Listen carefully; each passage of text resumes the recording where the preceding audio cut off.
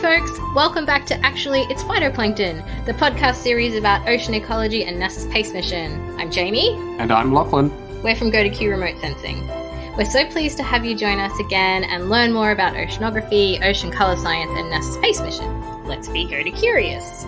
Today's episode is called Straight to the Top, because that is where we are going. We're going to be asking all our big picture questions to some of NASA's high-ups. We're joined by the former acting deputy director of NASA Earth Sciences, Dr. Paula Bontempi. And PACE project scientist Jeremy Werdell. Today we're wondering, why does NASA study the Earth and how do they do it?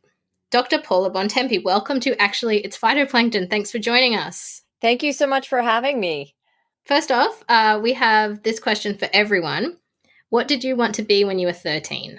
Oh my God, what did I want to be when I was 13? Okay, so I would guess from the time I was like 4, apparently the story goes, I told my parents I wanted to study the ocean. I don't know why or how, but I sort of figured it out later. But yeah, by the time I was 13, I was still committed to it.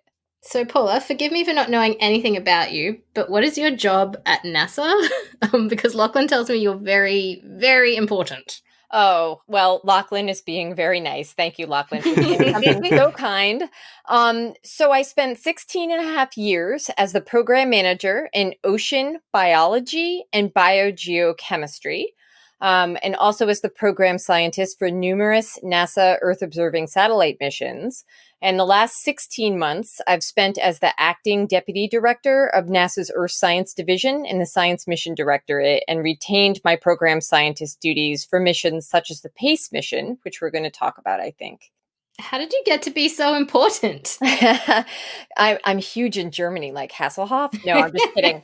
I wouldn't say I'm important. I think everybody on the NASA team is equally as important, and we work as a team. And so, I mean, I had a lot of tremendous mentors.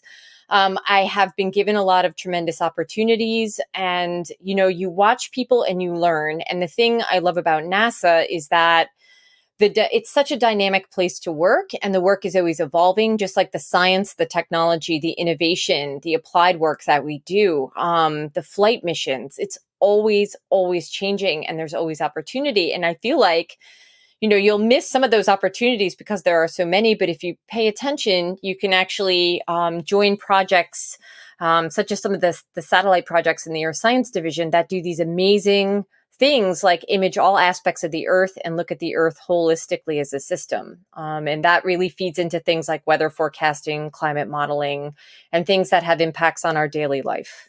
As you know, Jamie and I lived in America when I first started working on the PACE mission. And at that time, when we told people we were moving to America so I could work with NASA, they were confused because they know me to be an oceanographer. And they'd say, but NASA is a space agency. They don't study the Earth. Do you get that a lot too? I mean, this is like the number one question people ask me. How many times I've been on a plane sitting next to somebody and somebody says, what do you do? And I say, I'm an oceanographer by trade. And they said, no kidding, where do you work? And I say, NASA. And they look at you like you have 6 heads, right? And you explain, you know, NASA has part of their mission dedicated to understanding and protecting our home planet for societal benefit. And we have an Earth Science Division that sits inside NASA's Science Mission Directorate, where we also have scientists that look at the sun, the universe, other planets, and coordinate with some of our other sister agencies domestically and internationally to do so. And so NASA's Earth Science Division is where I've resided for about 18 years, and it's been around for almost 50. In our first episode, we talked about how PACE is an Earth mission. How many NASA Earth missions are there? Great question. There are 22 orbiting satellite missions that look at the Earth at the moment, including 6 on the International Space Station, which the Earth Science Division also uses as a platform to observe and understand our planet. We have more in formulation, and we have a pretty strict schedule for launch over the next 5 to 7 years, with more ideas coming. Wow, that's a lot. Why do we need so many? Great question. So those orbiting missions look at different aspects of our Earth. Some look at ice, some look at water, Some look at the land, some look at the atmosphere, some look at the solid earth, and it really just depends. And it takes a whole lot of different technologies and approaches and instruments on those satellite missions in different orbits to actually look at different aspects of the Earth, but also put them together and look at the Earth as a system. And that's something very important in Earth science. In addition, we are always investing as a country and as an agency in new technology, and those new technologies enable new observations of our Earth. So when we don't know something about our Earth, we are thinking about ways we can build a sensor that can be put on orbit to look at our Earth in the aspect that we don't understand. Why did NASA decide it needed a mission like PACE? Okay, so this is like, one of the most important things to say is that you cannot just develop a satellite mission overnight and launch it a year later. Okay, the missions at NASA average between 5 and 7 years from concept through formulation to launch. So it takes quite a while, and it's a very important, very precise build of an instrument and a mission and a launch vehicle and everything else, and to fit it all together and actually bring the data down in a format that can be used by scientists and researchers. And so way back when, in about 2007, we received some direction from the National Academy of Sciences in the United States that a mission like PACE would be worthwhile. And it took us until about 2011 to come up with a draft plan how to execute it. So some people say, the PACE mission really began its formulation in 2015, but I actually remember writing the justification for the mission back in 2010 and seeing it published in 2011, which is when my work on the mission began. I will just also add that some other scientists and engineers at NASA have been working on the advanced instrument concepts that will be on the PACE mission to look at the oceans and the atmosphere of our Earth 25 years ago. So for some people, it really truly is a labor of love that lasts a lifetime. I'm told by Ivana that you do a lot of interviews. So I'm wondering, what question would you like to answer that you never get asked? Oh, what I would love to know is, a couple of things come to mind. It's like, where do I start? First of all, I can't believe you asked me that. Thank you for saying that. To me, I am really focused on how we get more students of all denominations interested in science, in oceanography, in space. And if they are really super interested and they can't find a way to get into those fields or a pathway there, how we make that happen. And lately we've been talking a lot about diversity in STEM fields and how we encourage that. And so, I would not only like to answer that there's a ton of opportunity at NASA from high school students and up in internships. We advertise all the time. So if you were ever wondering about coming to work for NASA, or if you were interested in any aspect of Earth science or space science or human space flight and exploration, I want to tell people that that opportunity is available. And I also want to hear from people about pathways and opportunities that they think NASA and other agencies and institutions can create to bring people and enable people to go into the STEM fields. So every episode we have a game or activity that listeners can do at home. Today we're playing Which Phytoplankton Are You? Do you want to play, Paula? I would love to play. I've never played this. I'm kind of excited. But I'm probably going to do something, harmful, which makes me cry, but okay. Yeah, there's a lot of harmful ones I'm discovering. Yeah. But they're also important as well. Yep, they have an ecological niche. Agreed. Okay, so listeners, you can find the link to the game in the episode 2 resource pack at gotocurious.com. It's kind of a BuzzFeed style quiz, like which Friends character are you? Paula, before we start, I want you to tell me what your favorite phytoplankton is, and then we'll see how the game turns out. Oh my God, my favorite phytoplankton. God, I was a taxonomist before I went into optics and remote sensing. Now you're just throwing the gauntlet. No, No pressure. This is funny. No, it really is. So one of the ones I really like is the Thalassiocyra that can be connected with things that look like tiny strings. I worked for a woman who was the international expert in it. But yeah, that's one of the ones I remember most vividly, just being absolutely beautiful. Okay, well, let's see what your personality lines up with. What did you say this is like, Lachlan? The Briggs-Myers test for phytoplankton? Oh, God. Okay, let's play. Go ahead, Lockie. Okay. 1. What are you most likely doing at a party? A. Out on the dance floor. B. Trying to connect with new people. C. Hanging out with people I know. Or D. Thinking about an exit strategy. Probably C, talking to people I know. What is your preferred activity at the beach, lake, or pool?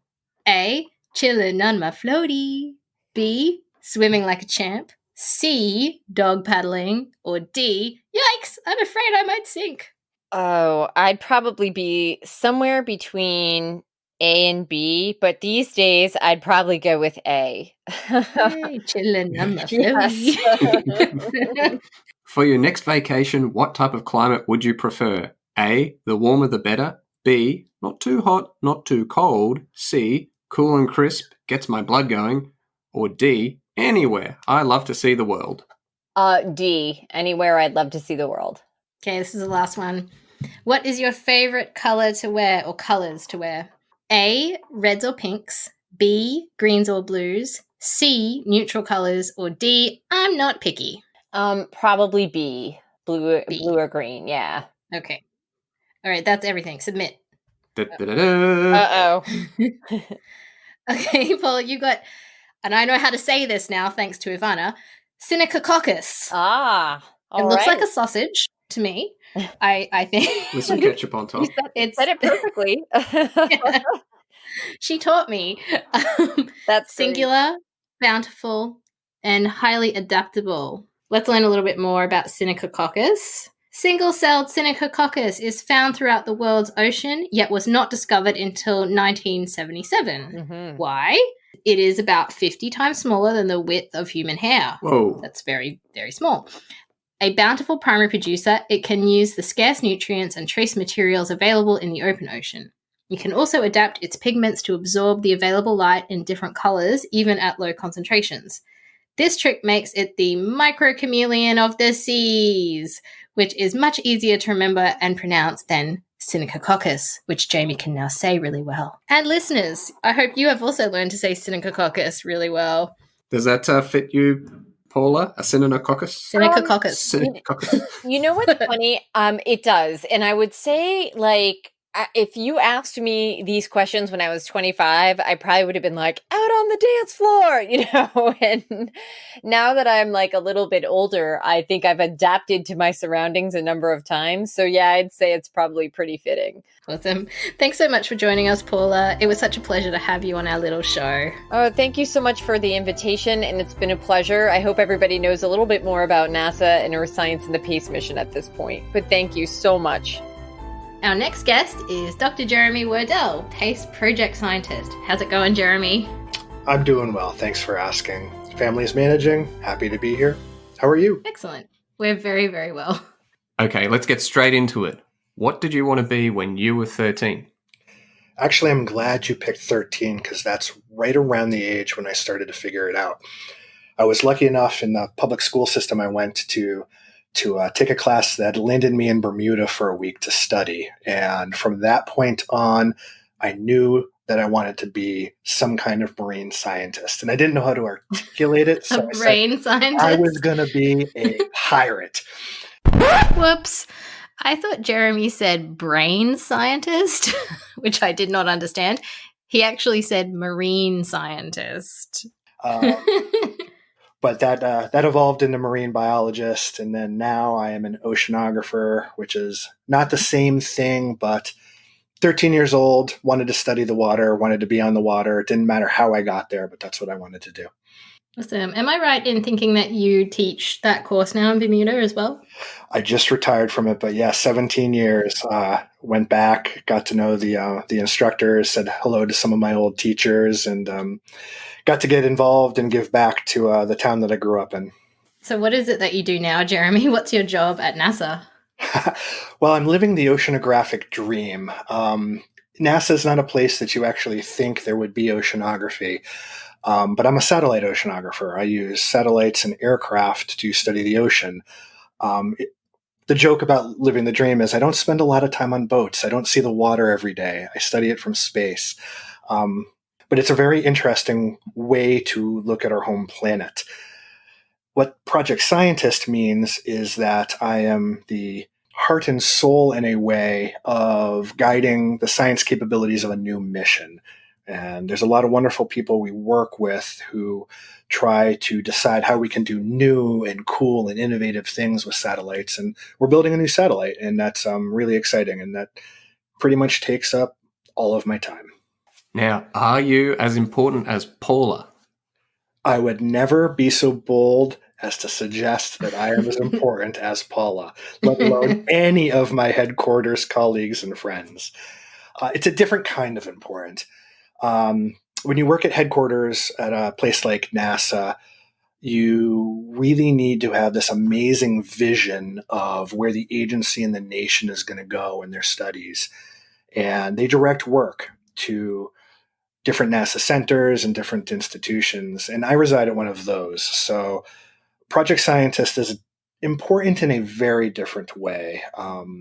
My job is getting a very specific project built in a way that it can be successful. So important, but not as much as Paula. No way. So this is a super easy question. Can you explain to us what remote sensing is, please? Sure. The way I like to think about it is studying something without actually touching it. So in the story of trying to study the ocean, remote sensing is observing features and patterns of the ocean without ever actually laying fingers on any of the water itself. And the reason that this is powerful is that you can see huge amounts over space and time, whereas touching every parcel of water is really, really hard. And so you achieve remote sensing through aircraft or satellites, and there's a couple of different ways to do it. You can be active, like you can send sound or light or lasers down and see how it interacts, or you can just sit and observe. And the remote sensing that we do sits and observe. We watch how sunlight interacts with the atmosphere in the ocean and changes its color. And we just watch. But by watching and looking at changes, without ever touching the water, by just remotely sensing the water, we can see some really fascinating things that teach us about Earth. Cool, thank you. Okay, challenge time. I'm giving you 60 seconds to tell us everything about PACE. Are you ready? You're going to tell me when to go? Yeah, We'll we're going count to count you you down. down. All Okay, right. and then we'll buzz you. We'll buzz you when time's up. No way. Okay. Yes. Ready? Okay. 3, 2, 1, go. Okay. So NASA maintains a fleet of Earth-observing satellites designed to study oceans, atmospheres, and land, as well as how they all interact. And PACE is NASA's next huge investment in the combined study of ocean and atmospheres. And it's going to look at our home planet in ways that this existing fleet of satellites cannot. Its primary purpose is to greatly improve the detection of phytoplankton, thus my appearance on this podcast. And we study phytoplankton from space by looking at the color of the ocean. But current satellites only look at a couple of wavelengths of the rainbow, a couple of colors, if you will. So think about boxes of crayons. If I asked you to draw an amazing landscape, a beautiful picture, would you want a box of 8 crayons or a box of 64 or more crayons? Back to satellites, right now our satellites are like a box of 8 crayons. PACE is the box of 64. So for the first time ever, we're going to look at all of the colors of rainbows globally every single day. And this will allow us to study phytoplankton in ways that we can only now begin to imagine. Time's up, time's up, time's up, Jeremy. I was just going to tell you the launch date, but I guess nobody will ever know it now. No, go ahead. That's the important bit. Forget it then. Never Go mind. ahead, go. The buzzer. You got buzzed out. We should hear the launch day. The launch. We'll let him finish. No, we're just going to learn all about pace and then never know when it's going. So it's an amazing please tell thing, us. and I told you everything about it, but now you'll never know when it launches. So it's going to launch in 2023. Okay, great. I'd love to be more specific, but it's difficult to build a satellite when you're working from home. That is true. That It's must be very important to be hard. home now. Stay home. It's good to be home. You did really well with our challenge, Jeremy. Thank you. I took a class on elevator speeches to get ready. Well, in our first episode, we learned a lot about phytoplankton, which we know now is the first letter in PACE. However, so far we really don't know much about the rest of the acronym, only phytoplankton. So can you tell us the story of each of the other letters of PACE, the ACE, if you will? Oh, sure. Okay, so just to get it out of the way, the ACE stands for aerosols, clouds, and then lowercase ocean, capital ecosystems. So aerosols, clouds, and ocean ecosystems. So one of my earlier statements to you all was that this is combined study of oceans and atmospheres. So we talk a lot about phytoplankton, but there's a lot that goes on in the ocean that is complementary to how phytoplankton behave. And that's where the ocean ecosystems come in. How do fisheries respond to changing phytoplankton food webs? How do rivers influence coastal ecosystems? We'll study that as well. And then moving closer to space, you have aerosols and clouds. Clouds, most folks are familiar with. Aerosols, maybe a little bit more abstract. What we're talking about are tiny particles that you can't see sometimes, you can see sometimes, but are all over our atmosphere. And some of them are just as simple as sea salt, and some are as irregular and complex as, dust from a desert or some kind of smog or pollution from a big city. And to learn how our planet is changing over time, you have to look at those things as well as ocean behavior, and you have to do it together. And so PACE is actually a 3-instrument system designed to study all of that, plus land all at once. That's a lot. It's a lot. It keeps us working. For the listeners, Jamie and I know Jeremy from back in the day when we lived in America, and I know that he gives lots of interviews. Just wondering if there is a question that you'd like to answer that you never get asked. Yeah, I'd be happy to. I have a curiosity why I rarely ever get asked, why should I care about a mission like PACE? It's cool technology, and people want to know about that. But, you spend hundreds of millions of dollars to launch a satellite to study the ocean and the atmosphere and things that you don't see every day. Like, I don't live in view of water, so why should I care about the health of the water? And so I rarely get asked, why should I care about this? And, the answer, at least with regards to phytoplankton, that I usually like to give on the rare occasion someone's asked are, well, let me turn the question around and ask you 2 things. Do you like eating? And do you like breathing? And if the answer to either of those is yes, then you love phytoplankton, whether you know it or not. And the same. We may have stolen that from you, Jeremy. Oh, really? We may have stolen that from you for our first episode.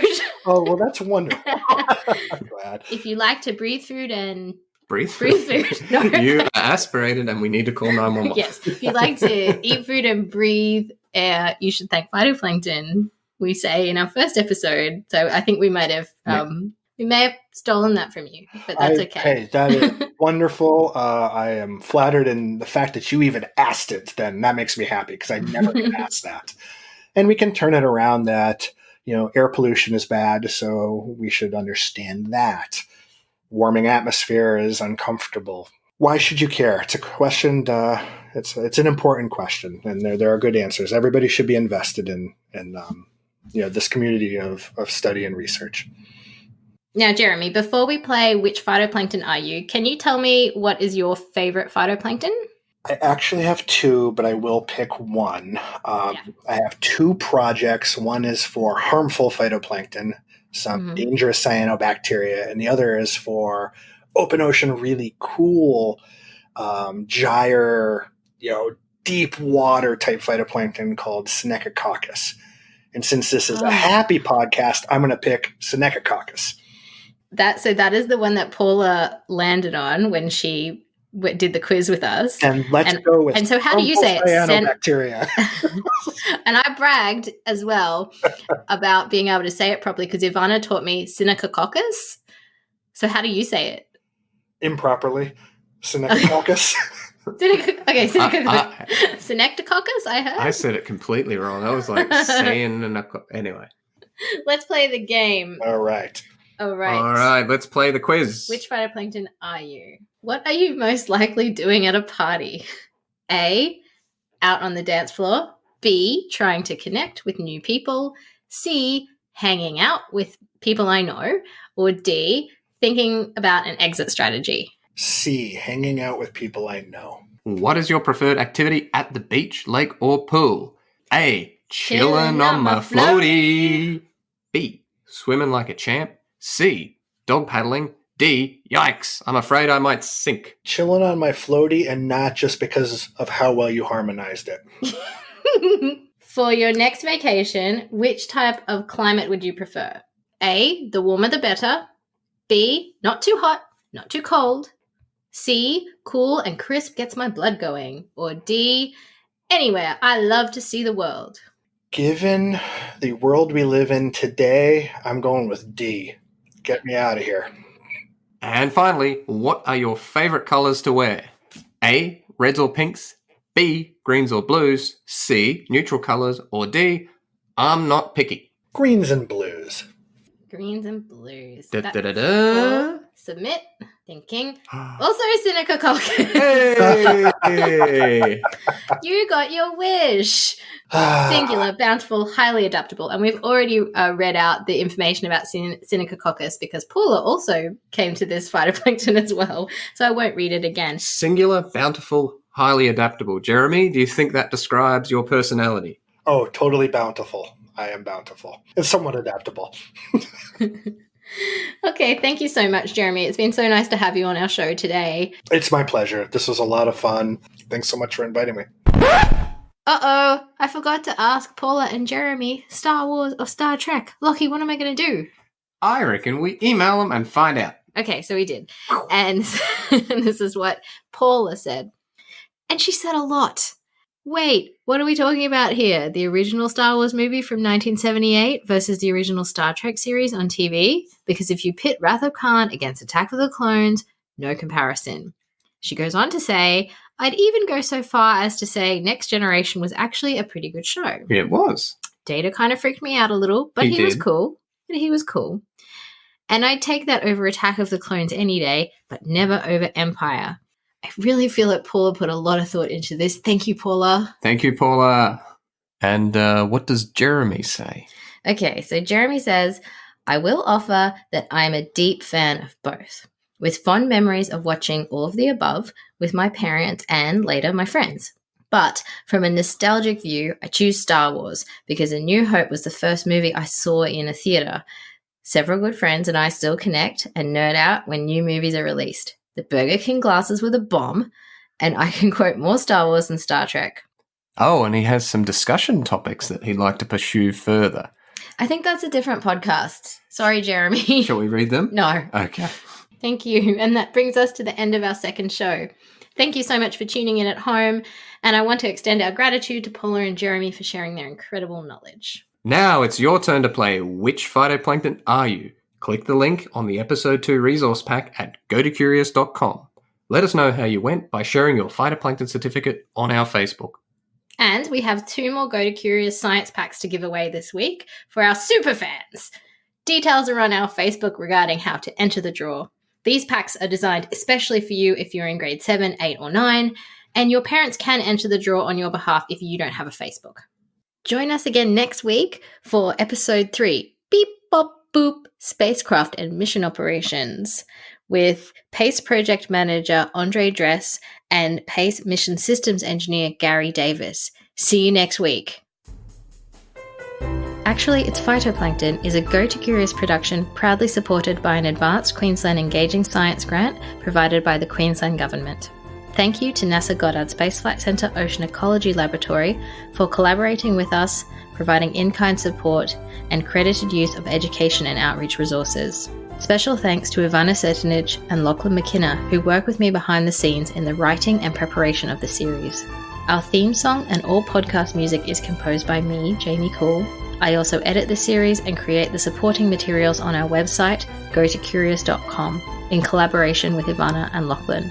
Logos, website, and social banners designed by Boone Creative. Our custom podcast t-shirts and totes are made especially for kids by Z&B Designs.